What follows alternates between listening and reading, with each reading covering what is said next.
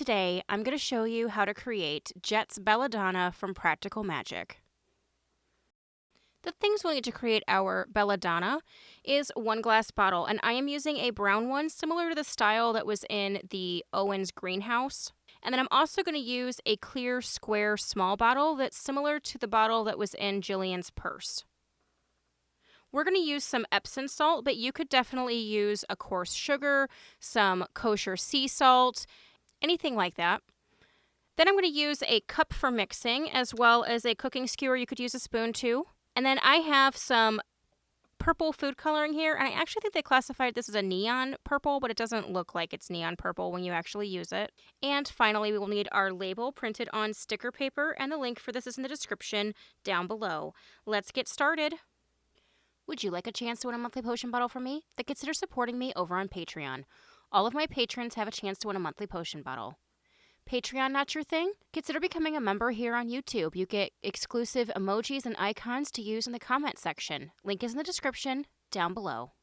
For this one, I want it to be usable, so for mine, I'm going to make it Epsom salts that I can add to a bath or anything like that. And we're coloring it with food coloring, so then that way it's still completely safe for either consumption or for use. So the other things I feel like you could make this out of would be just a coarse kosher salt, and then that way you could add it to your tequila. And again, use food coloring, so then that way it's safer consumption. And I also feel like you could do this with a coarse sugar if you wanted to go that route. So I feel like there's a few items here we could use if you want it to be something usable.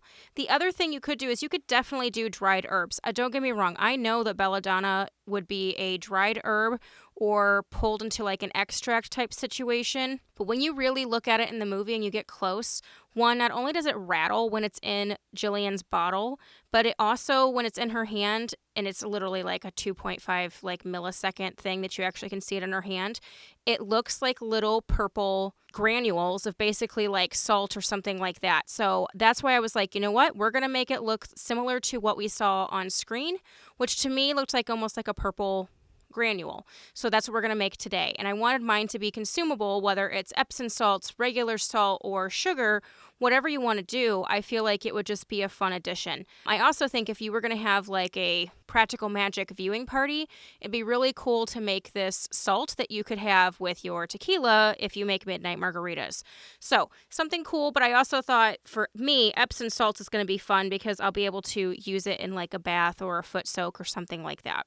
To make our granules, like it looks like in the movie, like I said, I'm going to use Epsom salts, but the exact same thing can be done with any of the other substances we talked about, whether it's the kosher salts or some coarse sugar, anything like that. So all I'm going to do is pour some of my Epsom salt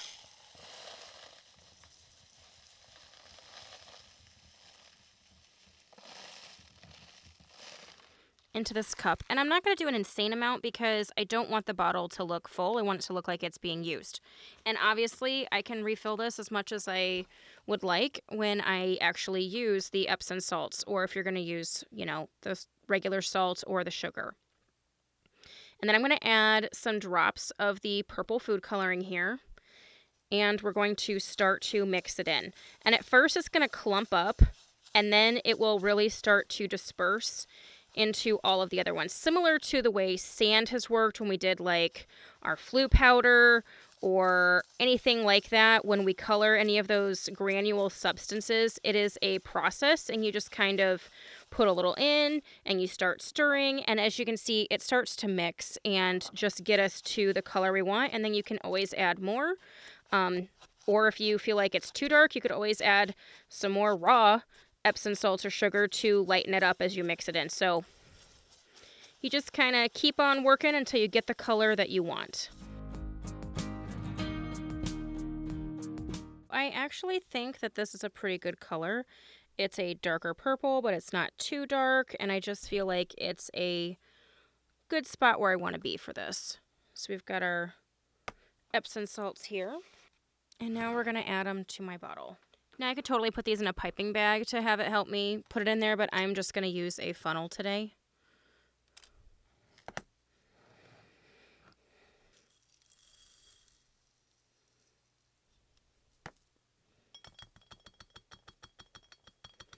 And I know when it's in the brown bottle, you can't tell that it's purple, but that's okay because I feel like when you go to dump it out, it'll just make it more magic.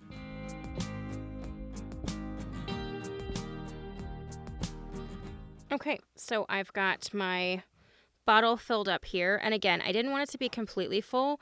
I just wanted it to look like it's in use and still be able to see that brown color through. So now we're going to add our label, and I want to talk about the labels for a second. So this one I printed to look like it was burned. So I added burned edges on it, and then I just went around with scissors. I hand cut this, and you just kind of take your time and you just go slow and steady, but you get the really great faux burned look. So this will be in the file like this, so you can print it so it looks like it's burned and you can just cut it out.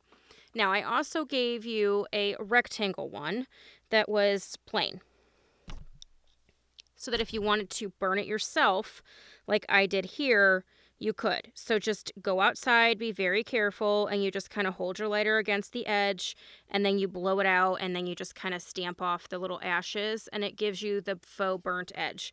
Now, there's not a whole lot of difference, honestly, between the actual burns. My faux burns are a little darker, but you still get a similar vibe, so whichever one you prefer. So if you want to burn your own, you have a rectangle one to be able to make it whatever it organically decides it wants to be, or you can cut out the one that I put in there. So it's completely up to you. We are going to go ahead and do the faux burned one that I made, so that way it is a consistency, just so then that way you guys can see the one that I have in there for you as a pre-burned label. So we're going to take the backing paper off. I did go around the outside edge of this with a dark brown marker as well, just so then that way any little spaces that maybe weren't perfect, I was able to make look like it was burnt again. And when you see the bottle in the greenhouse very briefly, it looks like it has a label on it that is really, really old and burnt or crumpled or something. But it's really not hard. It's really hard to see. You can't see at all what's on it. It doesn't actually look like anything is on it. So I wanted to give this a handwritten look to it, and I also wanted it to feel old. And I actually think I might purposely put this. I know this is not straight, but I actually kind of think I might leave it that way because in the movie, it is definitely not on there straight.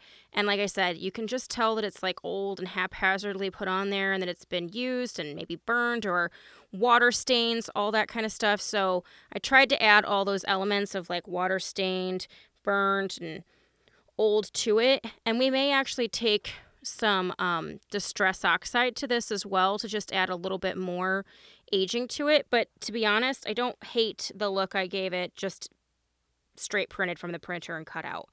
So here is our label on our jar of Belladonna.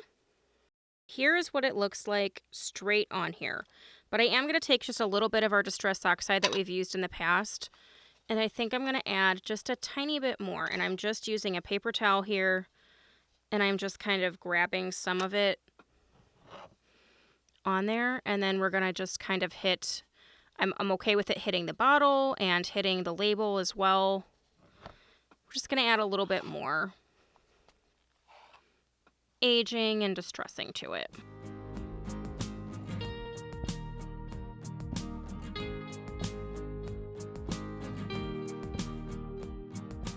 Okay, and I think that just adds just a little extra aging to it and makes it look like it's been used in the greenhouse.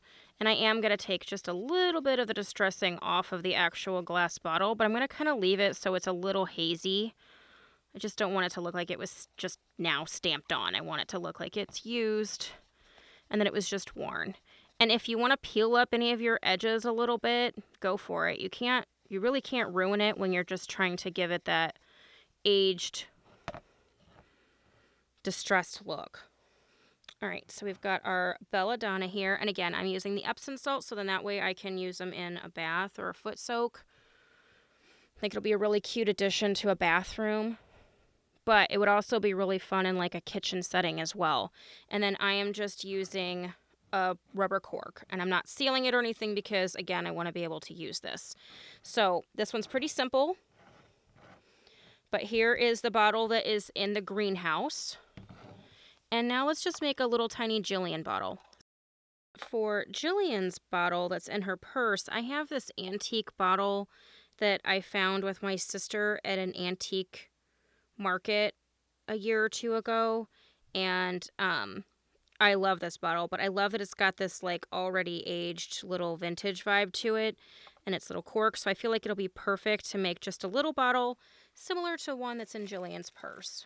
So I loaded some of our Epsom salts into a piping bag here, and I just snipped the tip just to help put it into the bottle. Now this one for me will just be a prop, so I could have made it whatever I wanted. But again, you could totally make this something usable and put salt, sugar, whatever in there. And there is no label on Gillian's, but if you want to label yours, you definitely can shrink this down to whatever size you want for your particular bottle. Let me just kind of push this in, make sure it's on there good. All right. So we've got our little bottle of Belladonna that shakes similar to the one in the movie. And there you have it, our functional Belladonna. Not in the poison way, but able to be used either in a kitchen or in a bath by being either Epsom salt, coarse sugar, or kosher salt. This will be a great addition to our potion and prop collection of making along the way. So if you guys like this video, give me the thumbs up. If you haven't subscribed, please do so, and we will catch you guys later. Thanks so much.